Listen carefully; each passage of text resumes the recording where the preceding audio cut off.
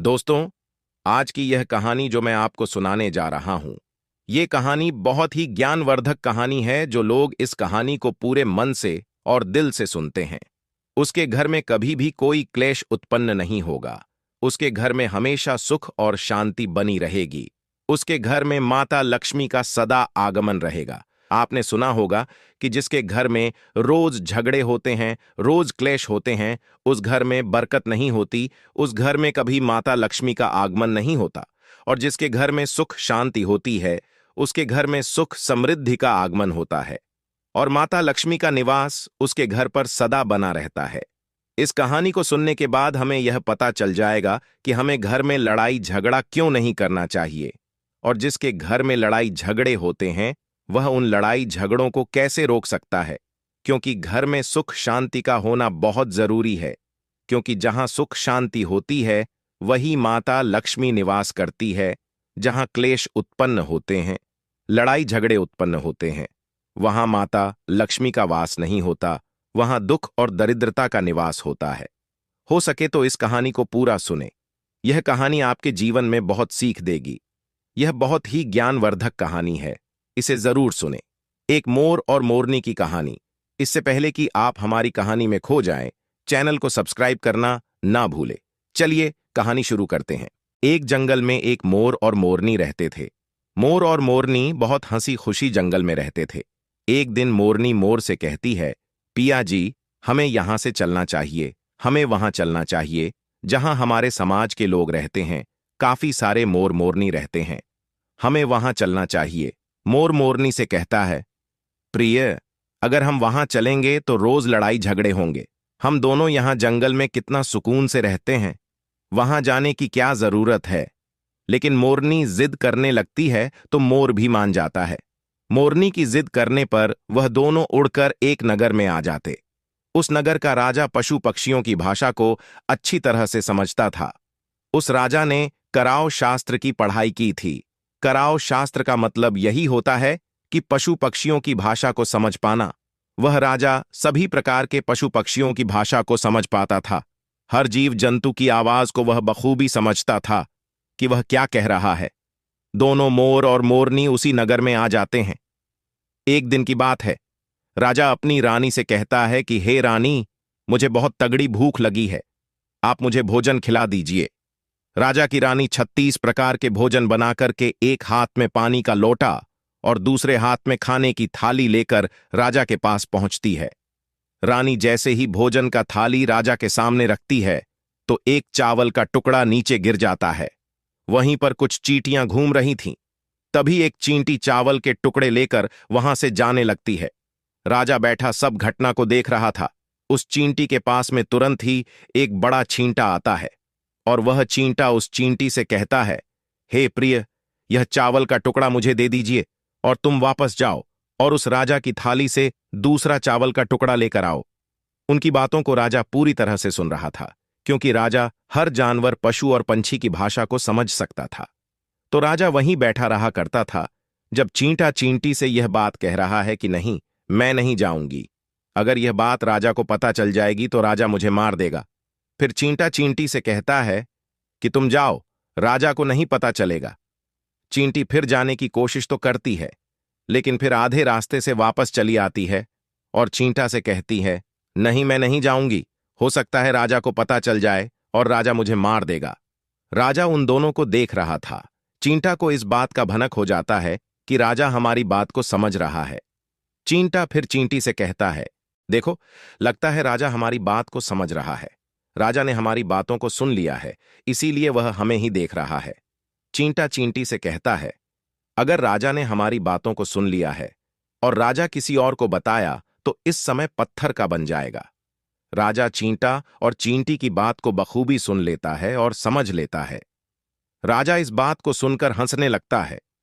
जैसे ही राजा को हंसी आने लगती है, राजा की रानी रसोई से बाहर आती है। वह जैसे ही रसोई से बाहर निकलती है, राजा उसे हंसते हुए दिखाई देता है। रानी राजा को हंसते हुए देखकर सोचने लगती है कि शायद मुझसे कोई गलती हुई है, इसीलिए राजा साहब हंस रहे हैं। रानी राजा के पास आती है और कहती है, हे महाराज, क्या मुझसे कोई पाप हुआ है? क्या मुझसे कोई गलती हुई है कि आप इतनी जोर से हंस रहे हैं? राजा रानी से कहता है, नहीं, ऐसी कोई बात नहीं है, मुझे बस यूं ही हंसी आ गई। रानी जिद करने लगती है और कहती है, आपको मुझे बताना पड़ेगा कि आप क्यों हंस रहे थे। राजा बार बार मना करता है, क्योंकि राजा को पता था कि चींटी ने कहा है कि अगर मैं चींटी वाली बात किसी को बताऊंगा तो मैं पत्थर का बन जाऊंगा। इसीलिए राजा रानी को यह बात नहीं बताना चाहता था। लेकिन रानी बार बार जिद करती हैं और कहती हैं, आपको मुझे बताना ही पड़ेगा कि आप क्यों हंस रहे थे। अगर आप मुझसे सच्चा प्रेम करते हैं, अगर आप मुझे अपना समझते हैं, तो आपको यह बताना पड़ेगा कि आप क्यों हंस रहे थे। राजा अब धर्म संकट में पड़ गया है। राजा सोचता है, अगर मैं ये बात रानी को बताऊंगा तो मैं पत्थर का बन जाऊंगा, और फिर सोचता है, अगर मैं नहीं बताऊंगा तो रानी का विश्वास खत्म हो जाएगा। रानी बहुत जिद करने लगती है। कहते हैं ना कि प्रिया हठ और बाल हठ बहुत तगड़ी होती है। इन दोनों हठ से हमेशा बचकर के रहना चाहिए। रानी के प्रिया हठ के सामने राजा को झुकना पड़ता है और राजा रानी से कहता है, ठीक है, अगर मैं आपको बताऊंगा तो बाद में आपको पछताना पड़ेगा। रानी कहती है कि अभी तो आप कह रहे थे कि कोई बात नहीं है, अभी आप कह रहे हैं कि मुझे पछताना पड़ेगा। रानी कहती है कि जरूर कोई तगड़ी बात है, और रानी और ज्यादा जिद करने लगती है। तब राजा कहता है कि तब ठीक है, अगर आप नहीं मान रही हैं तो चलिए, मैं किसी जंगल में आपको एक बात बताऊंगा। राजा रानी रथ पर सवार होकर के जंगल के लिए निकल जाते हैं। जैसे वह घोर जंगल में पहुंच जाते हैं, तब राजा सारी बात रानी को सुनाने लगता है। जैसे ही राजा थोड़ी थोड़ी बात रानी को सुनाते गया, वैसे वैसे वह भी धीरे धीरे पत्थर का बनता गया। जैसे राजा ने आधी बात रानी को सुनाई, वह भी आधा पत्थर का हो गया। राजा फिर रानी से कहता है, हे रानी, मैं धीरे धीरे पत्थर का बनता जा रहा हूं, तुम बाद में बहुत पछताओगी। रानी कहती है, हे राजा साहब, है महाराज, थोड़ी सी बात बची है, आप उसे भी सुना दीजिए। राजा पूरी बात बता देता है और राजा पूरा पत्थर का बन जाता है। रानी की जिद के कारण राजा पूरा पत्थर का बन जाता है। रानी रोने लगती है और रानी उस पत्थर को हिलाने की कोशिश करती है, लेकिन भारी भरकम पत्थर कैसे हिल पाती, क्योंकि राजा बहुत ही भारी था। राजा पत्थर का बन जाता है और उधर रानी सर पटक कर रोती है, छाती पीटती है, विलाप करती है और किसी जीव जंतु से सहायता के लिए गुहार करती है। इन सब कहानी को मोर और मोरनी बखूबी देख रहे थे, अपनी आंखों से देख रहे थे। रानी के विलाप को देखकर मोर मोरनी को दया आ जाती है। मोर मोरनी से कहता है, ये होता है प्रिय हठ, अपनी इसी प्रिय हठ की वजह से हम उस जंगल में कितनी खुशी खुशी रहते थे और यहां चले आए। मोरनी मोर से कहती हैं कि प्रिय, यह रानी बहुत दुखी हो रही है, हमें इसकी सहायता जरूर करनी चाहिए। यह इतना विलाप कर रही है, इसकी ज्यादा तो सहायता हम नहीं कर सकते, लेकिन कम से कम इसको धीरज तो दे ही सकते हैं, यानी उसको विश्वास तो हम दिला ही सकते हैं। यही सोचकर मोर और मोरनी जाकर के रानी से कहते हैं कि रानी साहिबा, जो हुआ वह तो गलत हुआ, लेकिन आप जरा धीरज रखिए, अपने आप को थोड़ा संभालिए, आपके पीछे पूरा राज्य है। राजा तो पत्थर का हो चुका है, अब आपको आपके राज्य का कारोबार आपको ही संभालना है। रानी मोर मोरनी की बात सुनने के बाद कहती है, भाई मोर मोरनी, मैं अपने आप को कैसे संभालूं, क्योंकि अब तो मेरा संसार ही उजड़ गया, क्योंकि मेरा पति परमेश्वर पत्थर का बन चुका है, और मैं क्या करूं। रानी की यह बात सुनते ही उधर मोरनी के मुख से यह निकल जाता है, राजा पत्थर के कैसे हो गए? राजा तो इंसान थे, अच्छे भले थे, लेकिन यह पत्थर के कैसे हो गए? रानी वही बात बताने लगती हैं जो राजा ने चींटी वाली बात रानी को बताई थी। रानी वही बात मोर और मोरनी को बताने लगती है, और रानी भी धीरे धीरे करके पत्थर की बन जाती है। और जब रानी पत्थर की हो जाती है और राजा तो पत्थर का हो ही चुका था, जब दोनों पत्थर के हो जाते हैं, उधर मोर मोरनी को चिंता सताने लगती है। उधर मोर और मोरनी बहुत दुखी हो जाते हैं। मोर मोरनी को यह चिंता सताने लगती है कि यह विपत्ति हमारे ऊपर भी आ सकती है, क्योंकि राजा भी उसी चींटी वाली बात से पत्थर का हो चुका है और रानी भी उसी चींटी वाली बात से पत्थर की हो चुकी है। मोर मोरनी से कहता है, हम पर भी खतरा मंडरा रहा है, क्योंकि तुम स्त्रियों से कोई भी बात छिपती नहीं है। मोरनी मोर से कहती है, पिया जी, यहां से हम दूर चले क्या? मोर मोरनी से कहता है, हे बेवकूफ, दूर जाने से क्या फायदा है? यह संकट तो धरती के किसी भी कोने में हमारा पीछा नहीं छोड़ेगा, यह खतरा तो हमेशा हमारे ऊपर मंडराते रहेगा। अगर जाने अनजाने में यह हमारे मुख से निकल गई तो हम भी पत्थर का बन जाएंगे। इसी बात को लेकर मोर और मोरनी बहुत दुखी हो जाते हैं, बहुत चिंतित हो जाते हैं। रात दिन उनको यह दुख खाया जाता है। यह सोचकर वह ना भोजन करते हैं और ना चैन से सोते।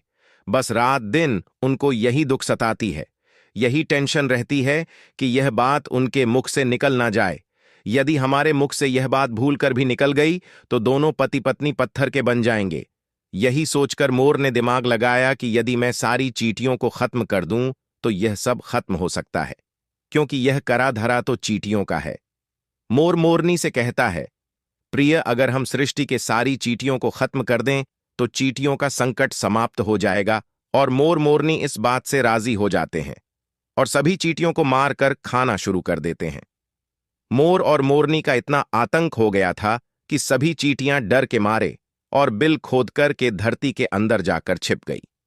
मोर और मोरनी ऐसी निगरानी रखते हैं कि उन्हें जहां भी चींटी दिखती है तुरंत दबोच लेते हैं। कोई भी चींटी मोर और मोरनी के आतंक की वजह से बाहर ही नहीं आती थी। सभी चींटियों ने जमीन के अंदर अपना बिल बना दिया, जमीन के अंदर ही जाकर बैठ जाती। काफी समय बीतने के बाद चींटियों को भूख सताने लगी, क्योंकि भोजन तो बिल में मिलता नहीं, भोजन तो बाहर मिलता है। जैसे ही भोजन लेने के लिए चींटी बाहर आती, मोर उसे दबोच लेता है और उसे जान से मार देता। एक चींटी और एक चींटा बिल के अंदर भोजन के लिए तड़पते हुए श्री हरि विष्णु का जोरदार भजन करने लगे। भक्ति करते करते उन्हें यह भी मालूम नहीं था कि वह कहाँ है, कहाँ नहीं है। वे घोर तपस्या में लीन हो गए। अंत में जाकर श्री हरि विष्णु उन्हें दर्शन देते हैं और भगवान विष्णु कहते हैं, चींटी, चींटा, जो तुम्हें मांगना है मांग सकते हो। हम तुम्हारी भक्ति से प्रसन्न हैं।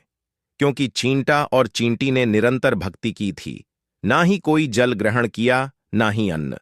इसलिए भगवान विष्णु बहुत जल्दी प्रसन्न हो गए और आकर कहने लगे, जो तुम्हें मांगना है मांग सकते हो, हम तुम्हारी भक्ति से बहुत प्रसन्न हैं। उधर चींटा और चींटी ना जाने कितने दिनों से भूखे और प्यासे थे। दोनों एक ही बात कहते हैं, हे प्रभु, अगर आप हमें वर देना चाहते हैं तो हमारे पेट में गांठ लगा दीजिए। उन्होंने सोचा, अगर हमारा पेट नहीं होगा तो हम बाहर क्यों जाएंगे और मोर मोरनी हमें नहीं खाएंगे। इसीलिए उन्होंने मांगा, हे प्रभु, हमारे पेट में गांठ लगा दीजिए। भगवान विष्णु कहते हैं, तथास्तु, और चींटियों के पेट में गांठ लग जाती है। आज भी उन चींटियों के पेट में गांठ लगी हुई है। चींटियों का पेट नहीं होता। फिर चींटा और चींटी भगवान विष्णु से कहते हैं, प्रभु, हमारे पेट में तो गांठ लग गई है, लेकिन अभी भी हमें मोर और मोरनी से खतरा है। मोर और मोरनी हमारे इंतजार में अभी भी ऊपर जमीन पर बैठे हैं और जैसे ही वे लोग हमें देखेंगे वे हमें मार देंगे। भगवान विष्णु मोर से कहते हैं, हे मोर, तुम चींटियों का शिकार करना बंद कर दो। इसमें चींटियों का कोई दोष नहीं है। जो दोषी था वह राजा था, क्योंकि राजा ने कराव शास्त्र की पढ़ाई की थी, इसीलिए वह सभी जीव जंतु की भाषा को समझने में सक्षम था। उसके साथ साथ वह जिन भाषा को समझता था उनका रूप बदलने में भी सक्षम था। पशु पक्षियों का वह रूप धारण किया करता था, और जब वह राजा रूप धारण करता था उन पक्षियों के साथ संभोग भी किया करता था। और जब वह पशु पक्षी गर्भ धारण करते थे तो वह उन्हें छोड़ करके इंसान बन जाता था, और फिर ऐसी पशु पक्षियों पर वह जोर से हंसता था। इसकी ऐसी मूर्खता के कारण ही आज यह राजा पत्थर का बना पड़ा है। मोर कहता है, हे प्रभु, उनकी पत्नी का, उनकी रानी का क्या दोष है। श्री हरि विष्णु कहते हैं कि उनकी पत्नी भी उनके इस पाप में भागीदारी है, क्योंकि उनकी पत्नी अगर उनको रोकती तो वह इतना बड़ा पाप नहीं करता। इसीलिए उनकी रानी भी इस पाप की भागीदारी है, इसलिए आज वह भी पत्थर की बन चुकी है। श्री हरि के समझाने के बाद मोर उनसे कहता है, हे प्रभु, पर इस बात को हम किसी और से कहेंगे जो कि रानी ने हमें सुनाई है, तो क्या हम पत्थर के बन जाएंगे। श्री हरि विष्णु कहते हैं कि तुम्हारा यह श्राप अब समाप्त हो चुका है। तुम्हें किसी से कहने पर कोई फर्क नहीं पड़ेगा, आप किसी से भी कह सकते हैं। तुम्हारे ऊपर से खतरा टल चुका है। मोर और मोरनी बड़े प्रसन्न हो जाते हैं। उनकी खुशी का कोई ठिकाना नहीं था। श्री हरि विष्णु अंतर ध्यान हो जाते हैं और चले जाते हैं, और इधर मोर मोरनी का खुशी का कोई ठिकाना नहीं था। अगर किसी जानवर को, किसी पशु को खुशी होती है तो वह झूमने लगता है, नाचने लगता है। यही बात मोर के साथ हुआ। मोर को जब यह पता चला कि उनके ऊपर से खतरा टल चुका है, तो वह खुशी में नाचने लगा, जोरदार नाचने लगा। उसकी खुशी का कोई ठिकाना नहीं था। वह खुशी के मारे पागल हो रहा था। फिर जैसे ही मोर खुशी के मारे अपने पैरों के नीचे देखता है कि फटे बदसूरत पैर मोर के बने हुए थे, मोर अपने पैरों को देखकर रोने लगता है। मोर सोचने लगता है कि पहले मेरे पैर इतने सुंदर थे, लेकिन आज इतने फटे और गंदे कैसे हैं। मेरा पूरा बदन सुंदर है, लेकिन मेरे पैर इतने फटे और बदसूरत कैसे हैं। मोर के पैरों के फटने का कारण चींटी खाना था, क्योंकि उसने बहुत सारी चींटियां मार मार कर खा गई थीं और मोरनी भी उन्हें खा गई थी, इसीलिए उनके पैर फट गए थे। आज भी कोई इंसान अगर चींटी खाता है तो उसके शरीर में छोटे छोटे दाने पड़ जाते हैं। यदि आप ज्यादा मात्रा में चींटी खाओगे तो आपका बदन भी फटने लगेगा। सांप केंचुली क्यों छोड़ता है? क्योंकि सांप चींटी खाता है और इसीलिए उसके शरीर में फट जाता है, अलग हो जाते हैं। इसी तरह मोर के पैर फट गए थे और वे बदसूरत हो गए थे, इसीलिए मोर अपने पैरों को देखकर जोर जोर से रोने लगा। मोरनी मोर को धीरज रखवाती है और कहती है, जो हुआ वह तो हो गया, रोने से क्या होगा। मोर नाचता और जोर जोर से रोता है, इसलिए उसकी आंखों से आंसू की धारा बह रहे थे।